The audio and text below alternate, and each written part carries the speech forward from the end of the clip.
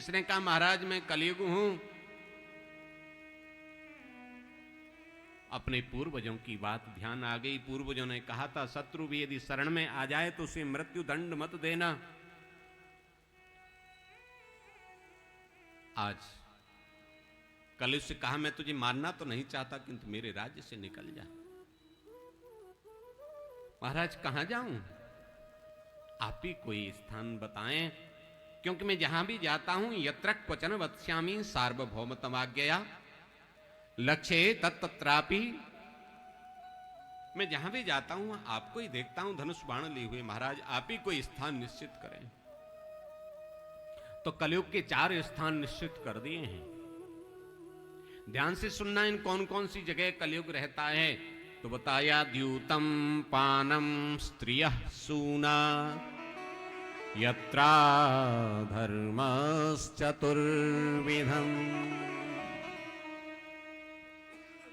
सबसे पहला स्थान है द्यूतम, जहां जुआ खेला जाता हो वहां तुम जाकर के निवास करो, माने वहां कली निवास करता है। पानम, जहां मधुशालाएं हो, मदरा पान होते हो, वहां तुम जाकर के निवास करो। स्त्रियः, जहां वैश्यालय हो, जहां अनाचार अत्याचार दुराचार होता हो, वहां तुम जाकर के निवास करो। सूना, जहां निरपराध को मार दिया जाता हो, काट दिया जाता हो, वध कर दिया जाता हो, वहां तुम जाकर के निवास करो।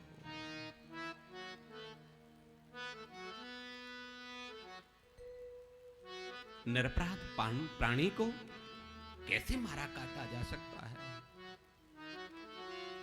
कबीरदास ने कहा रे बकरी खाती पात कूं, बकरी खाती पात कूं ताकि काड़ी खाल।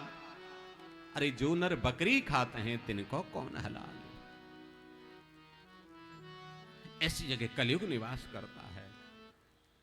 हाथ जोड़ लिए कलयुग ने, महाराज जगह तो आपने एक मांगी थी मैंने, आपने 4 दे दी, किंतु एक कोई अच्छी सी जगह दे देते तो मेरा काम चल जाता। परीक्षित के मुख से निकल गया तो ठीक है जाओ, सोने में भी तुम्हारा वास होगा। और जैसे ही कहा सोने में वास होगा, ये तो गदगद हो गया, क्योंकि परीक्षित ने मुकुट भी सोने का लगा रखा था। बैठ गया खोपड़ी पर जाकर के। देखो सोने में भगवान का वास बताया गया है और यहां कह रहे हैं सोने में कली का वास होगा। चक्कर क्या है? गीता में भगवान कहते हैं धातु नाम अस्मि कांचनम, धातुओं में मैं सोना हूं, तिथियों में मैं एकादशी हूं, वृक्षों में मैं पीपल हूं, मासानाम मार्गशीर्षो हम, महीनों में मैं मार्गशीर्ष का महीना हूं। वहीं कहा कि धातुओं में मैं सोना हूं, यहां कहते हैं सोने में कलयुग का वास। तो कौन से सोने में कलयुग का वास है, कौन से में भगवान का वास है, समझ लेते हैं। अन्यायोपार्जितम वित्तम 10 वर्षाणि तिष्ठति, प्राप्ते तो 16 वर्षे समूलस्तत् विनश्यति।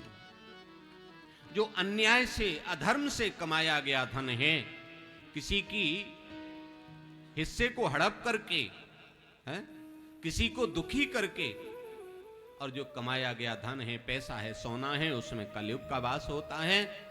और जो अपनी मेहनत का पैसा होता है, अपनी मेहनत का धन होता है, उसमें भगवान का वास होता है।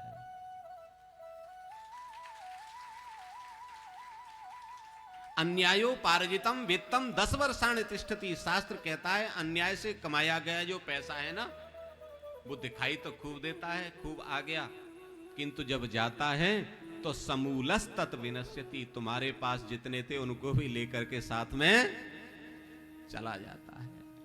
इसलिए उसमें कलयुग का वास होता है। और जो शुद्ध धन होता है उसमें भगवान का वास हुआ करता है। कली जो है मुकुट में आकर के बैठ गया, मस्तिष्क में प्रवेश कर गया। अब तो अभी गिड़गिड़ा रहा था, अब मस्तिष्क में जाकर के बैठ गया। क्योंकि इस जहां में कब किसी का दर्द अपनाते हैं लोग, इस जहां में कब किसी का दर्द अपनाते हैं लोग, अरे रुख हवा का देखकर अक्सर बदल जाते हैं लोग, रुख हवा का देखकर अक्सर बदल जाते हैं लोग।